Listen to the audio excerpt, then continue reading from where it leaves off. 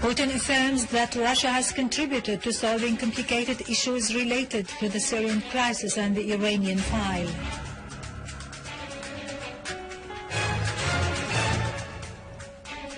The UN adopts an Iranian draft resolution to confront violence and extremism in the world.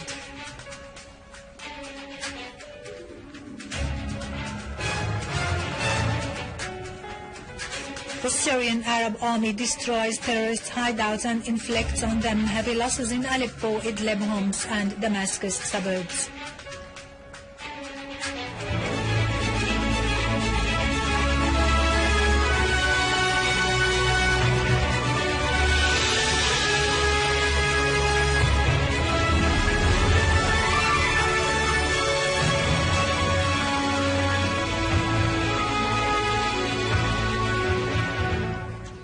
Good afternoon, ladies and gentlemen. This is Irado Krikorian with the news in English. Syria's permanent representative to the UN, Dr. Bashar Al-Jaafari, has affirmed that the atrocities perpetrated by the Qaeda-linked armed terrorist groups against the Syrian people confirm the fact that the Saudi regime is the main funder and supporter of terrorism in Syria and the world. Reading out Syria's statement prior to the General Assembly's adoption of a draft resolution presented by Saudi Arabia against Syria, Al-Jaafari said, "The international legal framework within which the General Assembly works is based on the principle of non-interference in states' internal affairs under any pretext, as such interference would obstruct a peaceful solution through a comprehensive national dialogue among the Syrians." Al-Jaafari warned that such resolutions would encourage the continuation of armed violence in service of the agendas of certain states that seek to foil the Geneva II conference. The paradox, Al-Jaafari added, is that the Saudi regime, which represents the peak of human rights violations practiced against its own people as well as against Muslim and Arabs, and which is the main exporter and patron of the Takfiri terrorism, ironically submits a draft resolution that calls for the protection of the Syrian people, while it is openly set at the same time on interfering in Syrian affairs and igniting the crisis and obstructing its solution.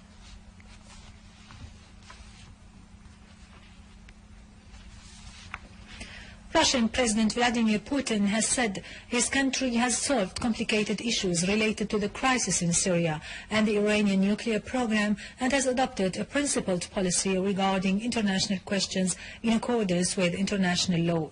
Putin's remarks came during the 9th annual press conference he held in Moscow in the presence of 2,000 Russian and foreign journalists.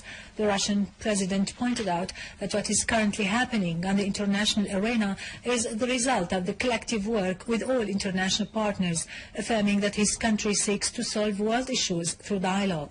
Putin said the missile shield is dangerous for Russia, who intends to respond to it, adding that no final decision has been taken regarding the deployment of Iskander missiles in Kaliningrad.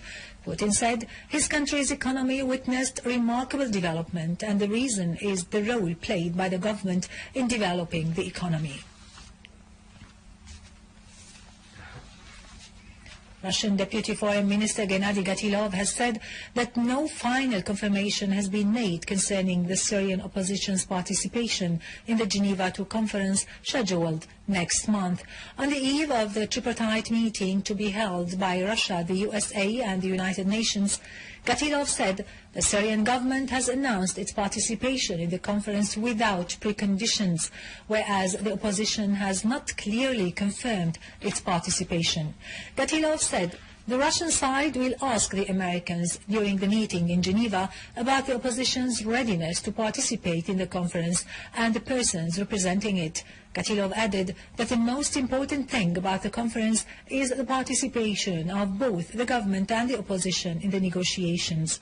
He pointed out that the USA has not changed its stand regarding the list of the participants in the conference, affirming Russia's confidence in the importance of Iran's participation.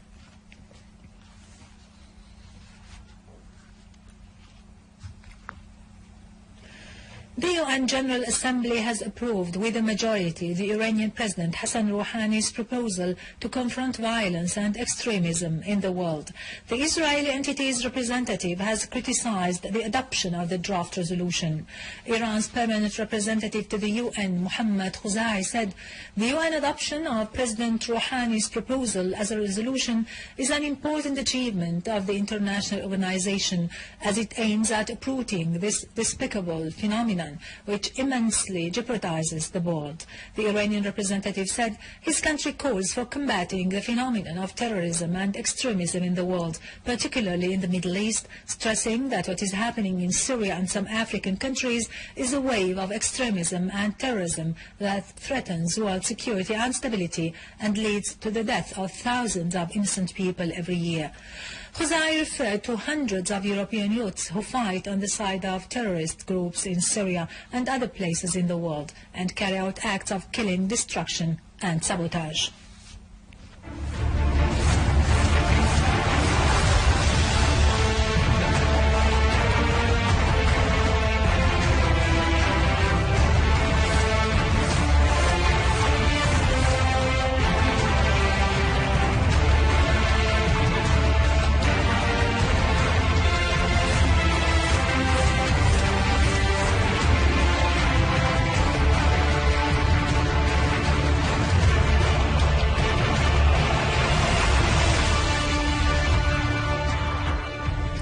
Units of the Syrian Arab Army continued their operation against terrorist gangs in Adra city, tightening siege upon them. A military source said that the army was able to disrupt their supplies routes, eliminating scores of them. The army dismantled a large number of anti-tank mines weighing between 15 to 25 kilograms.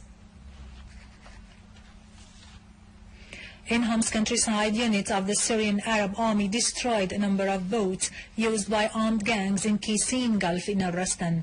Our armed forces also killed and wounded members of an armed terrorist group in Al-Ghasabiyya and Al-Khalidiyya in Ad-Dar al-Kabira.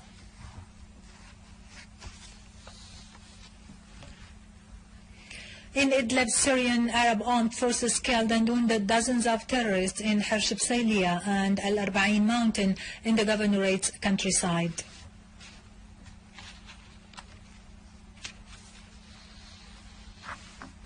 In Aleppo, units of the Syrian Arab Army killed and wounded dozens of terrorists in 6 different neighborhoods and intercepted an infiltration attempt by a terrorist group into Al-Amiriya area, killing most of its members. Meanwhile, units of the Syrian Arab Army killed and wounded scores of terrorists and destroyed 14 cars and vehicles used by them. Army units also destroyed cars loaded with weapons and ammunition and killed the terrorists inside them. The Syrian Arab Army continues its operations in undermining terrorist hideouts and gatherings in Latakia's northern countryside, challenging the cold weather and the heaps of snow as temperatures went down to -10 degrees centigrade. The Syrian Arab Army's operations against the terrorist gatherings focused on Salma village, where the army scored direct hits among their ranks. Syrian Arab Army units also foiled an attempt by an armed terrorist group to infiltrate inside Salma village, killing and wounding the members of the group.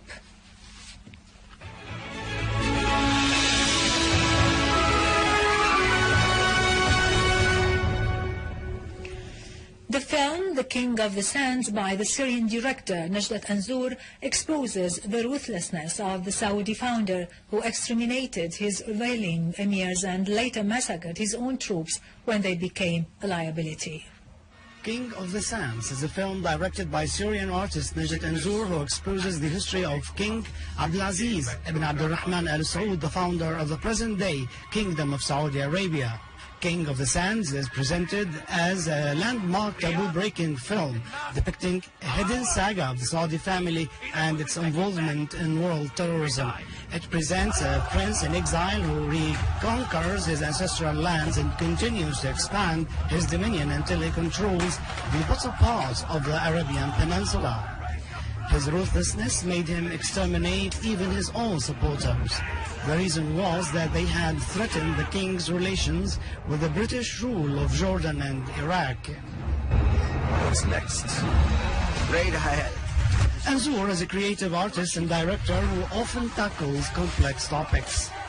At a press conference, the director reported that he has already received threats of lawsuits by unidentified parties trying to prevent the film's release.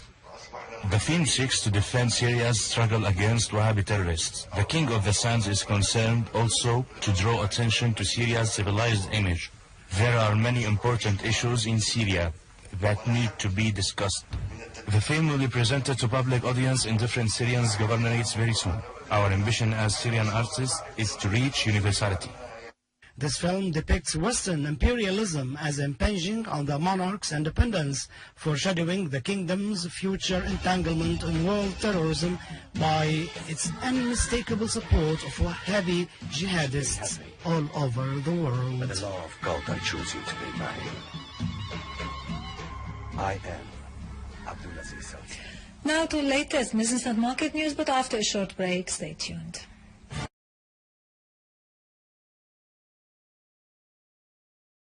The Syrian Arab army destroys terrorist hideouts and inflicts on them heavy losses in Aleppo, Idlib, Homs and Damascus suburbs.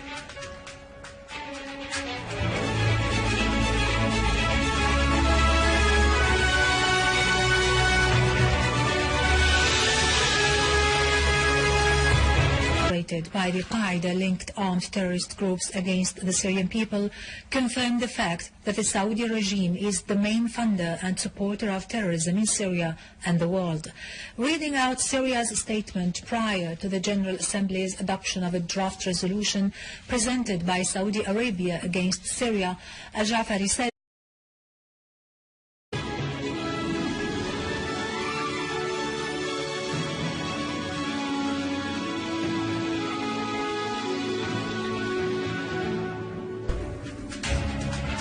Putin affirms that Russia has contributed to solving complicated issues related to the Syrian crisis and the...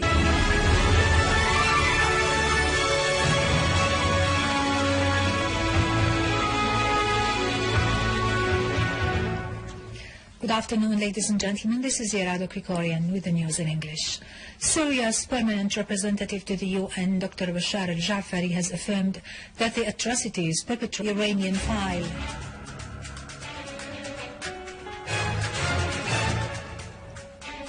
The UN adopted an Iranian draft resolution to confront violence and extremism in the world.